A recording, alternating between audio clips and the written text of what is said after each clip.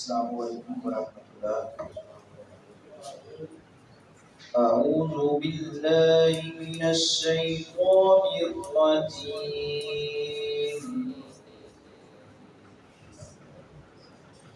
بسم اللہ الرحمن الرحیم۔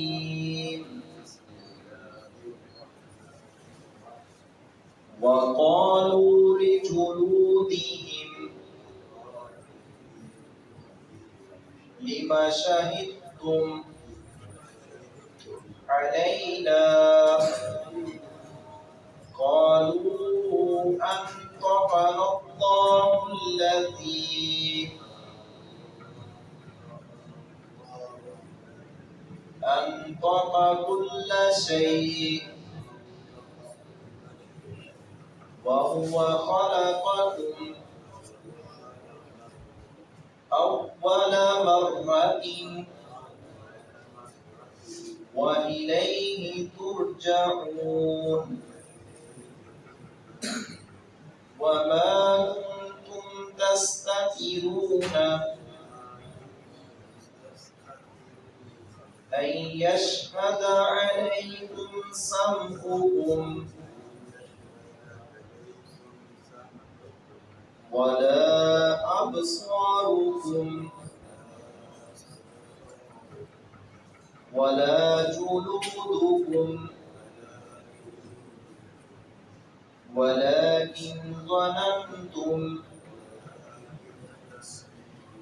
أن الله لا يعلم كثيرا مما تعملون۔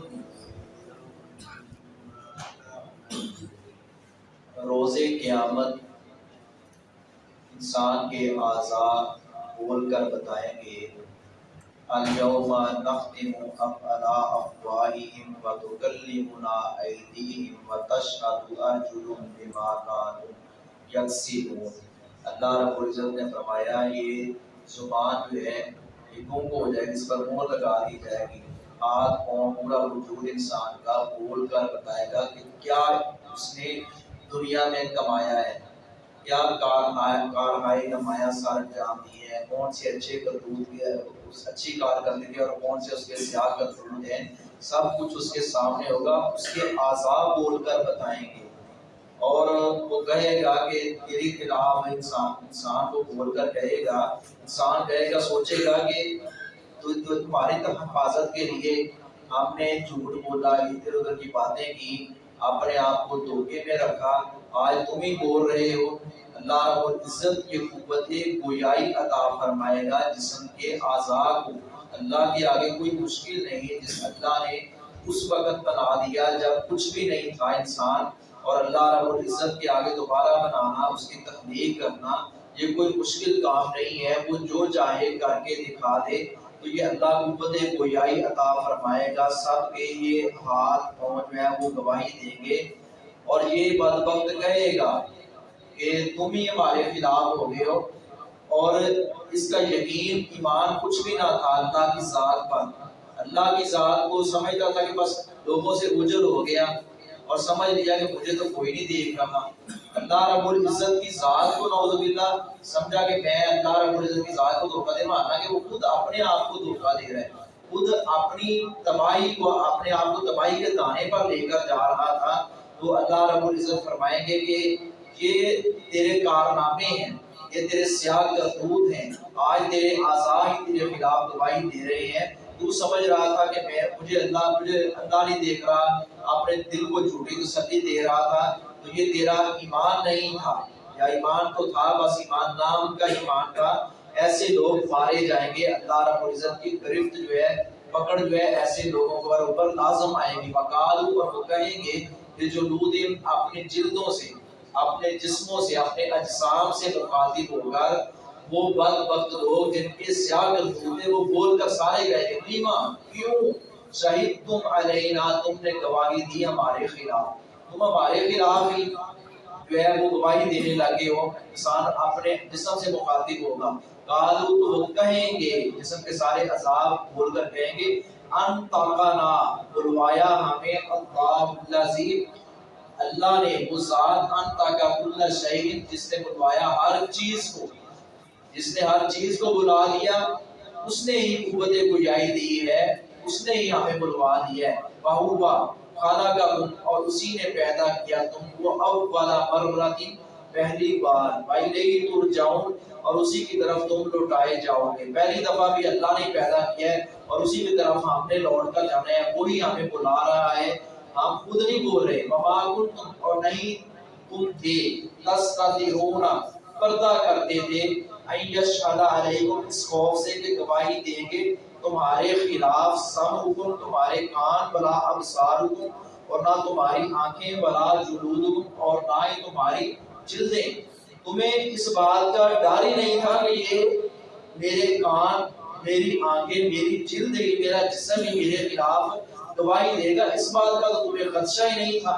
وَلَٰكِنْ ظَنَنْتُمْ أَنَّ اللَّهَ اور لیکن تم نے گمان کیا کہ بے شک اللہ لا یعلم نہیں جانتا، کثیرا مما تعملون بہت سے عملوں کو جو تم کرتے تھے۔ اللہ تمہارے ذہن میں یہ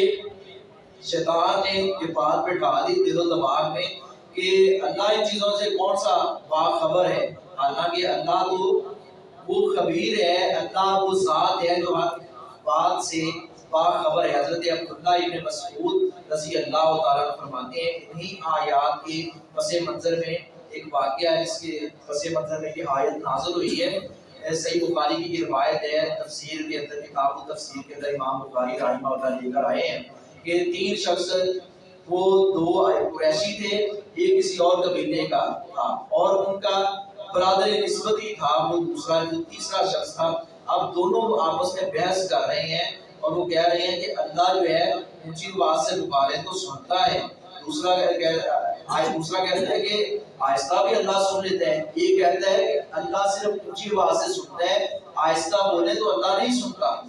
اللہ ہماری بات کو نہیں سنتا۔ دوسرے نے کہا نہیں وہ ذات جو ہے، تیسرے نے کہا، دونوں آپس میں اس طرح بات کریں، تیسرے نے کہا کہ نہیں آپ چپکے سے بولیں یا آپ دل و دماغ میں اگر آپ کی ابھی کوئی بات ہو، اللہ اس کو بھی جانتا ہے، اللہ اس راز کو بھی جانتا ہے، تم چپکے سے بولتے ہو تب بھی جانتے ہیں، اونچی آواز سے بولتے ہو تب بھی جانتے ہیں۔ تب اللہ رب العزت نے یہ آیات نازل فرمائی کہ اللہ رب العزت سے تم اوجھل نہیں ہو سکتے، اللہ سے نہیں چھپ سکتے، اللہ رب العزت کے بارے میں یہ جو تمہارا غلط گمان ہے یہ اس سے باز آ جاؤ، بچ جاؤ، اللہ رب العزت تمہارے کرتوتوں سے واقف ہے، تم آہستہ بولو یا اونچی آواز سے بولو، اللہ کے دل و دماغ کے اندر جو تمہارے چیزیں چھپی ہوئی ہیں، کوئی دنیا کا کوئی شخص یا دنیا کا یا کوئی اور اللہ کی مخلوق میں سے کوئی نہیں جانتا، لیکن رب جانتا ہے کہ اس کے دل میں کیا ہے، اس کے دماغ میں کون سی باتیں ہیں، یہ کیا کرنا چاہتا ہے، یہ سارے راز اللہ کے علم میں ہے۔ تو اس طرح کی بات نہیں کرنی چاہیے اور ہمیں باخبر رہنا چاہیے، ہمیں